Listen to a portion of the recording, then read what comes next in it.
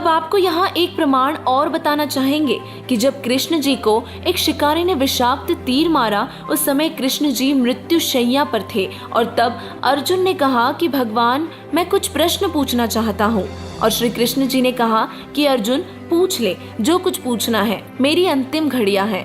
अर्जुन ने आंखों में आंसू भरकर कहा कि प्रभु, बुरा न मानना, जब आपने पवित्र गीता जी का ज्ञान कहा था, उस समय मैं युद्ध करने से मना कर रहा था और आपने कहा था कि अर्जुन, तेरे दोनों हाथों में लड्डू है, यदि युद्ध में मारा गया तो स्वर्ग को प्राप्त होगा और यदि विजयी हुआ तो पृथ्वी का राज्य भोगेगा तथा तुम्हें कोई पाप भी नहीं लगेगा।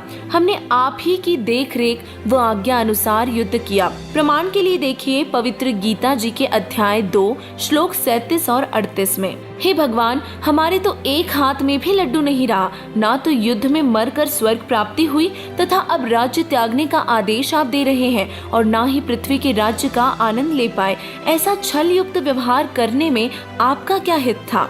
अर्जुन के मुख से यह वचन सुनकर युधिष्ठिर जी ने कहा कि अर्जुन, ऐसी स्थिति में जब भगवान अंतिम श्वास गिन रहे हैं, आपका शिष्टाचार रहित व्यवहार शोभा नहीं देता। श्री कृष्ण जी ने कहा कि अर्जुन, मैं अंतिम स्थिति में हूँ और तुम मेरे अत्यंत प्रिय हो। आज वास्तविकता बताता हूँ कि कोई खलनायक जैसी और शक्ति है जो अपने को यंत्र की तरह नचाती है। मुझे कुछ मालूम नहीं है कि गीता में क्या बोला गया था, परंतु अब मैं जो कह रहा हूँ वो तुम्हारे हित में है। श्री कृष्ण जी यह वचन अश्रुयुक्त नेत्रों से कहकर प्राण त्याग गए। दर्शकों, इन सभी प्रमाणों से सिद्ध हुआ कि पवित्र गीता जी का ज्ञान श्री कृष्ण जी ने नहीं कहा, यह तो ब्रह्म अर्थात ज्योति निरंजन काल ने बोला है, जो 21 ब्रह्मांडों का स्वामी है और जिसे काल कहते हैं। दर्शकों, हम भी इस सच्चाई से वंचित ही रह जाते यदि हमें गीता जी में बताए गए तत्वदर्शी संत के सत्संग प्रवचन न मिलते, और वो महापुरुष कोई और नहीं बल्कि